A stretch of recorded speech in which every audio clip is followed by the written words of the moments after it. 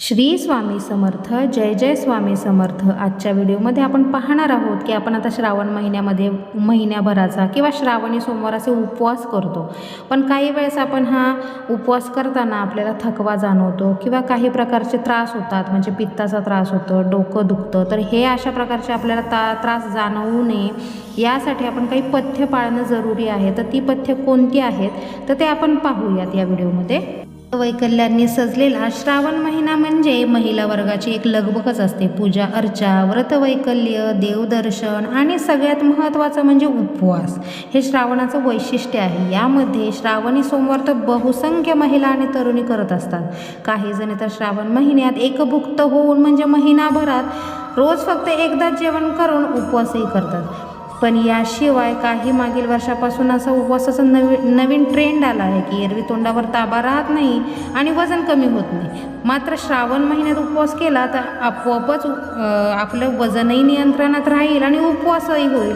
त्यामुळे आता डायटिंगचा एक उत्तम पर्याय म्हणून उपवासांकडे पाहिलं जातं. पण उपवास करता करता काही गोष्टींमुळे आपल्याला त्रास होऊ शकतो किंवा आपली तब्येत बिघडू शकते. आपल्याला पित्ताचा त्रास जाणवू शकतो, आपलं डोकेदुखी होऊ शकते किंवा आणखीन वेगवेगळे आपल्याला विकार जडू शकतात. तर असं आपल्याला उपवास करताना काही होऊ नये यासाठी काही विशेष पथ्य पाळली की आपल्याला उपवासाचा कसल्याही प्रकारचा त्रास होणार नाही. तर काय आपण ही पथ्य पाळायची आहेत ही आता पाहूया. नंबर 1, उपवास म्हणून दुप्पट खाऊ नये. पचन संस्थेच्या आरामासाठी आपण उपवास करत असतो, पण आपण काय करतो, उपवासाच्या दिवशी असे वेगवेगळे पदार्थ खातो जसं काही एकादशीन दुप्पट खाशी असा प्रकार करून आपण उपवासाचा फायदा तर सोडा, जास्त त्रास करून घेतो.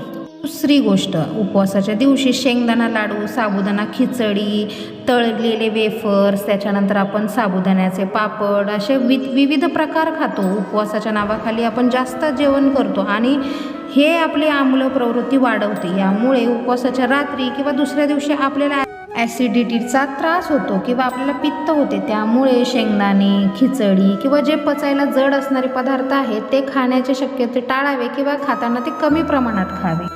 उपवासाच्या दिवशी आपण वरईचा भात, राजगिरा, लाडू, शिंगाड्याचे पदार्थ, मोसंबी, संत्री, पेरू, अननस, अक्रोड, काजू, बदाम, खारीक अशी टणक कवच असलेली फळे सेवन करायची आहेत. हे पदार्थ शरीराला भरपूर जीवनसत्वे देतात, त्यामुळे ऊर्जा मिळते आणि आपल्याला उपवास केल्याचा थकवाही जाणवत नाही.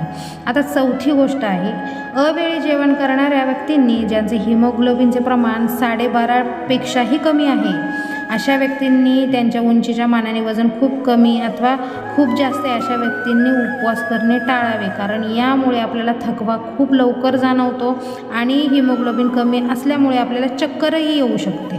त्यामुळे अशा लोकांनी उपवास करणे टाळावे. आता 5वी गोष्ट आहे, उपवास केल्याच्या दुसऱ्या दिवशी जर आपल्याला थकवा जाणवत असेल तर उपवास करताना आपले खाण्यापिण्यात काहीतरी चुकले आहे असे समजावे आणि उपवास करण्याची पद्धत बदलण्याची आपण प्रयत्न करावा.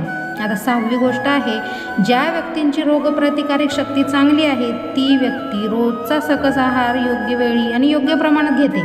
अशा व्यक्तींनी उपवास करण्यासाठी काहीच हरकत नाही, पण उपवास योग्य पद्धतीने करणेच केव्हाही चांगले. उपवासाचा तुमच्या शरीराला लाभ होतो अथवा नाही हे पाहणेही तितकेच गरजेचे आहे, कारण आजच्या ट्रेंडनुसार आपण उपवास फक्त वजन कमी करण्यासाठी करतो आणि याच्यातून 2 उद्देश साध्य होतात की आपला उपवासही होतो, देवाची सेवाही होते आणि आपले पर्यायी वजनही कमी होते. पण चुकीच्या पद्धतीने केलेला उपवास किंवा अति तीव्रतेने केलेला उपवास म्हणजे काही न खाता पिता केलेला उपवास आपल्या शरीराला थकवा देतो आणि वेगवेगळे विकार जडतात किंवा पित्ताचा त्रास सुरू होतो. त्यामुळे उपवास करताना हे नक्कीच आपण पद्धतीचा विचार करायचा आणि जेवढं शक्य असेल तेवढं उपवासाच्या दिवशी आहारात फळांचा वापर हा नक्की लाभदायक ठरतो. त्यामुळे आता श्रावण महिन्याचे उपवास करताना आपण ह्या 6 गोष्टींचा विचार करूनच उपवास करा, म्हणजे आपलं आरोग्य एकदम व्यवस्थित राहील, आपल्या सर्व उद्देशही सफल होतील